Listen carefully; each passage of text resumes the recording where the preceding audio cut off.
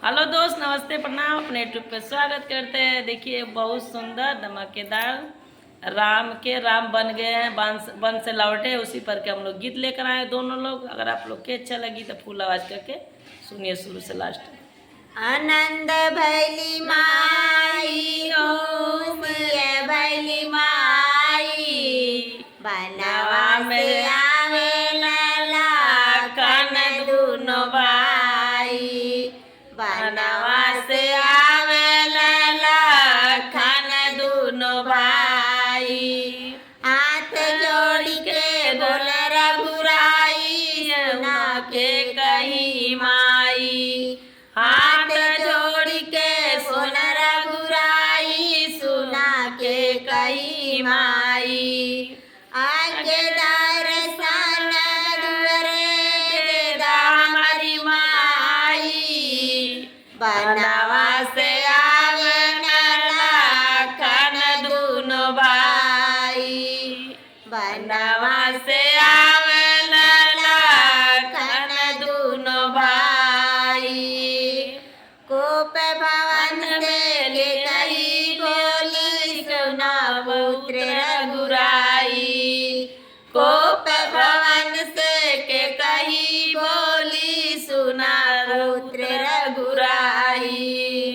कैसे कहूँ मावा देखाई दुआरे, बनवा से आवेला लाखन दुनो भाई, बनवा से आवेला लाखन दुनो भाई। हाथ जोड़ के बोल रघुराई, सुना के कही माई। हाथ जोड़ के बोल रघुराई, सुना के कही माई। विधि के लिखनिया बेटियो नहीं माई, बनवा से आवेला लाखन दुनो भाई, बनवा से आवेला लाखन दुनो भाई।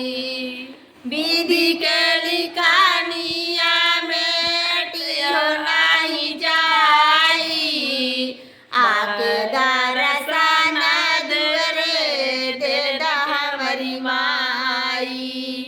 आके दर्शन दुआरे दे दा हमारी माई। कोप भवन से के कही बोली, सुना पुत्र रघुराई। कोप भवन से के कही बोली, सुना पुत्र रघुराई। एक बेर ये मोरे को किया बतारी, बनवा से आवेला लाखन दुनो भाई।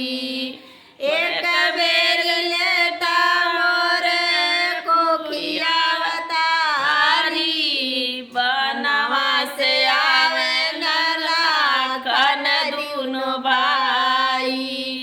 हाथ जोड़ के बोल रघुराई, सुना के कही माई। हाथ जोड़ के बोल रघुराई, सुना के कही माई। अगले जन्म में देवकी होइबू, हम होब कृष्ण कन्हाई। अगले जन्म में देवकी होइबू, हम होब कृष्ण कन्हाई। लेकिन तोर दूधवा पियावे नहीं माई, बनवा से आवेला लाखन दुनो भाई।